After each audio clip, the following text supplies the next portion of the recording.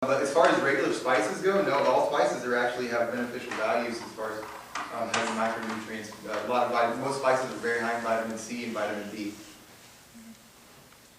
Yes? Americans love fried food. If you fry that canola oil, is that bad, good, medium, or what do you think? Well, anything fried is going to be a carbohydrate, fried in fat. So you're combining fat and carbohydrates there. If it's a French fry, no matter what kind of oil it's fried in, a potato is 100% carbohydrates, and when you fry it in saturated fat, you're mixing carbs and fat.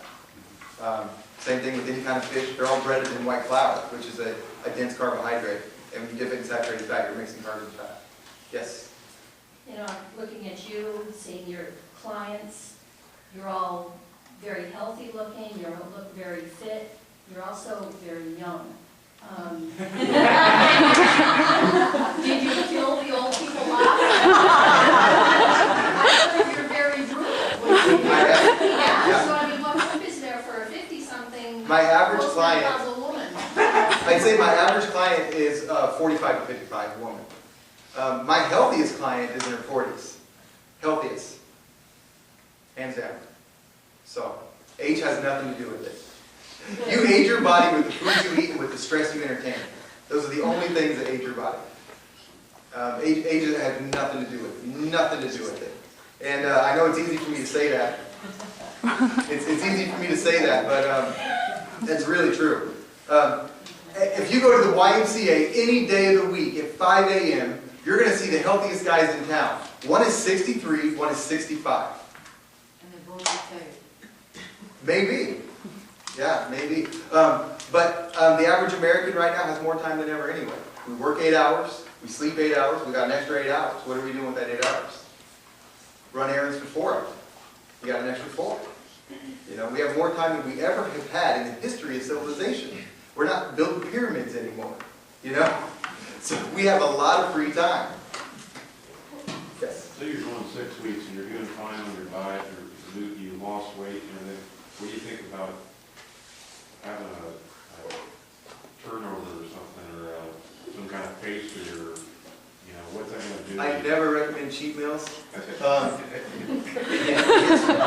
Let me just elaborate this for you. So you go in 6 to 8 weeks on your diet, Yeah.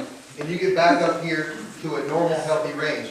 What's going to happen if you eat some junk food of any kind, especially high sugar mixed with fats, mixed with carbohydrates, which are the 3 worst foods you can eat? The good stuff. Exactly. What's going to happen is this is going to spike up and immediately crash back down where you were, and you start the 6 to 8 weeks all over again. So it's all up to you. If you've been through the 6 to 8 weeks of hell and you don't want to go through it again, don't eat a cheat meal.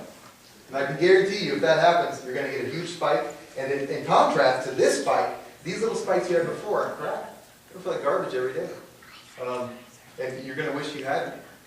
You know? Would it work the same way on like a chunk of meat the size of a deck of cards? No. As long as you don't eat potatoes with it, you'll be fine.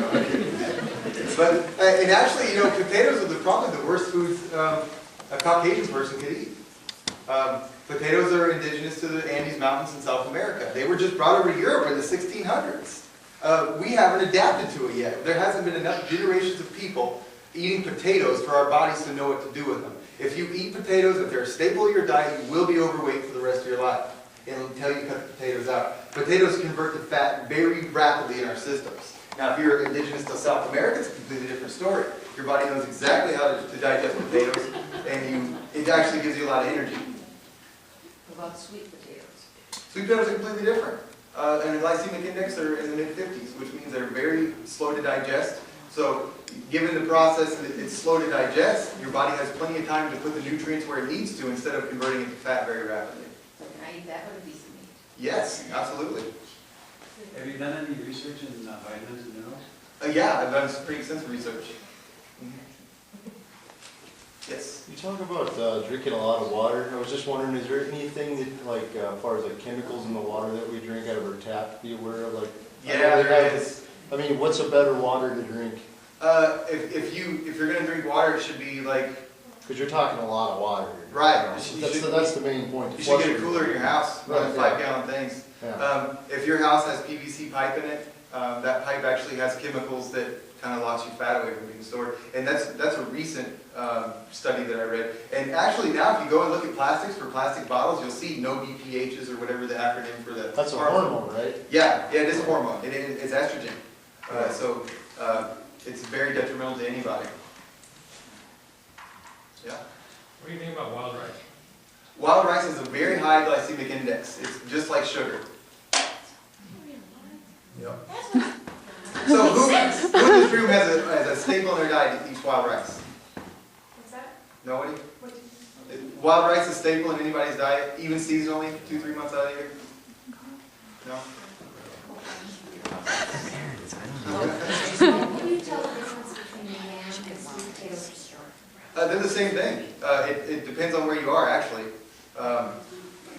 Same thing with the turnip. In Southern America, they eat the turnip green and they throw away the root. In North America, in higher, we eat the root and throw away the green. It's completely different. But a sweet potato is a yam. It just depends on what part of the world you go to. You probably won't go to your market and see sweet potatoes next to yams, because they're exactly the same thing.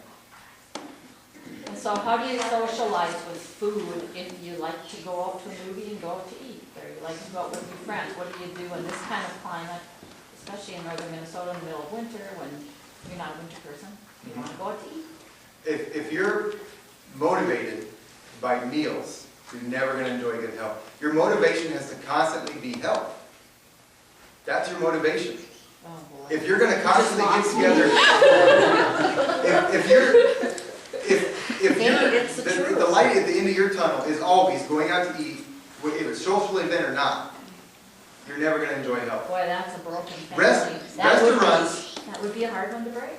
If Restaurants it's a family thing. want you to eat more, they want you to be overweight. Oh, that's true. Anytime you go out, they're going to say, do you want an appetizer? Can I get you another drink? How about a dessert? How about another beer? The more they sell you, the higher their percentage of tip is, number one. Number two, the more overweight you are, the more you're going to be a repeat customer to that restaurant. When was the last time you went out to a buffet and saw a healthy person? It doesn't happen. Look around. If you're somewhere and look at the environment that you're in and say, do I want to look like the majority of these people? If the answer is no, don't eat what they're eating. They're like they are for a reason.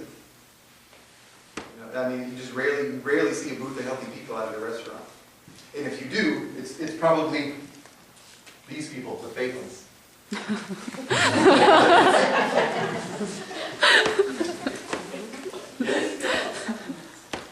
Supplements are very important, especially today's day and age. We can't get a lot of the nutrients we need from our foods.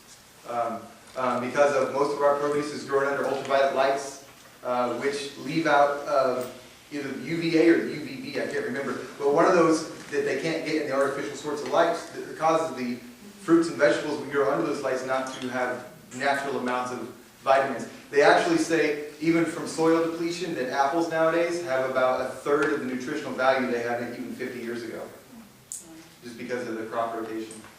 Yes? What about canning? Because people up here in this area, that's all they do is can. Right, and that's a good hobby, don't get me wrong. But, again, when you boil something, it takes all the positive aspects of it away. We don't need to can anymore. 50 years ago, it was a necessity up here. We grew all our stuff in the spring, summer, and we canned it to survive through the winter. There's a grocery store everywhere. There's no need for canning anything anymore.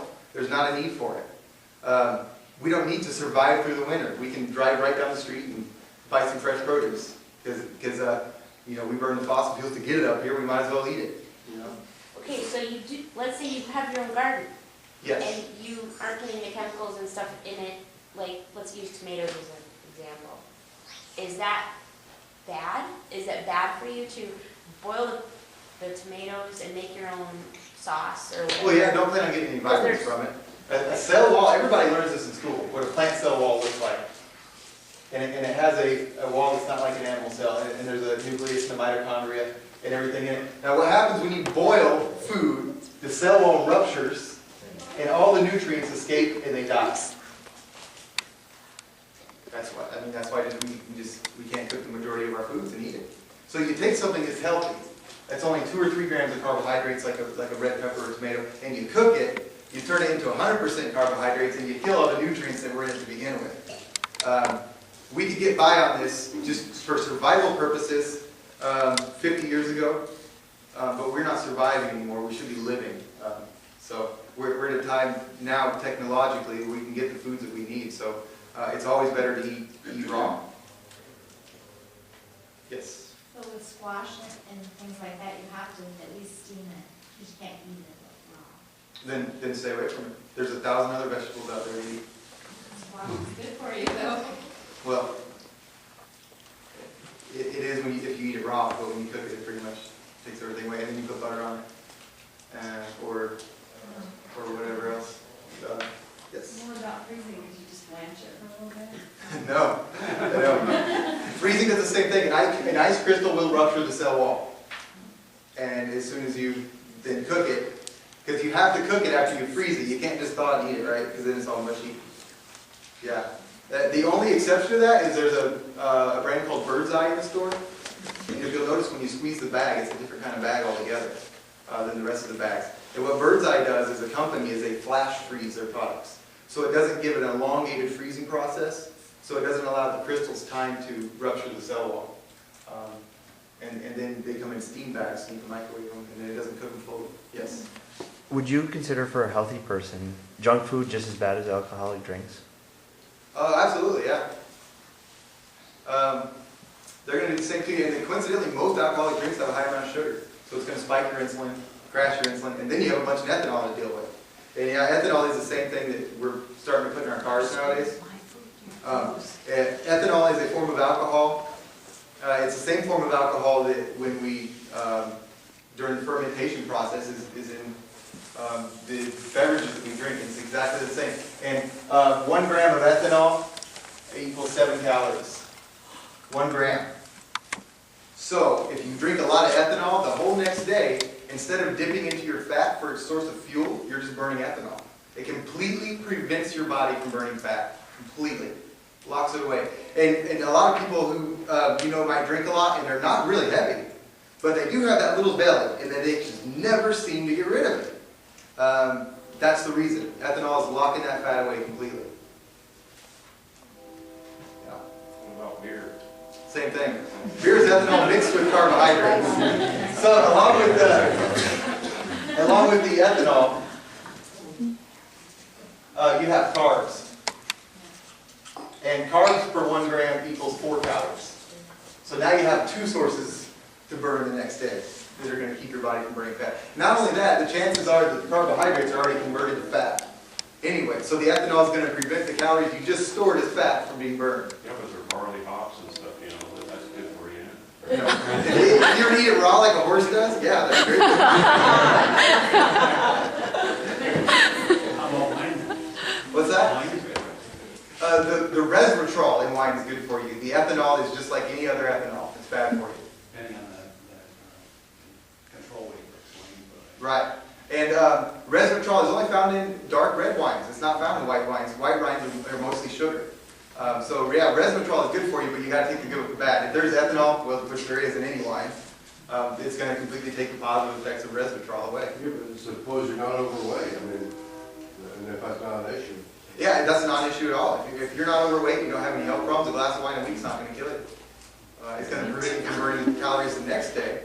And so, 1 day out of the week, if you're not overweight, that's not going to be a big deal.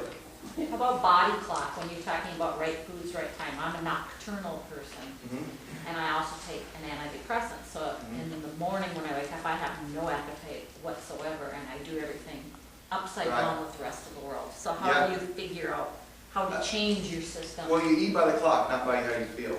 Okay. If most of us ate by how we felt, we wouldn't eat till noon or 1 o'clock every day. We'd just grab some coffee in the morning and go. But your metabolism doesn't start burning calories until your first meal. Ask my wife, when I wake up every morning, before I'm even wiping the crust out of my eyes, I'm separating eggs. Just out the oven, waking up. Because I want, first thing in the morning, for my metabolism to get fired up, so the rest of the day I'm burning calories. So, until you eat your first meal, you're storing fat. Okay. But does it matter when if you say, I'm not like to tell at 10 o'clock in the morning as long as you're doing something, but I'm going later at night? It's based on your sleep cycle. As soon as you wake up, that should be your first meal. Every other meal should come in 2 hours after that, until you hit 6 meals. All right. Yes. So that brings up the point of everybody would, I mean, all doctors tell you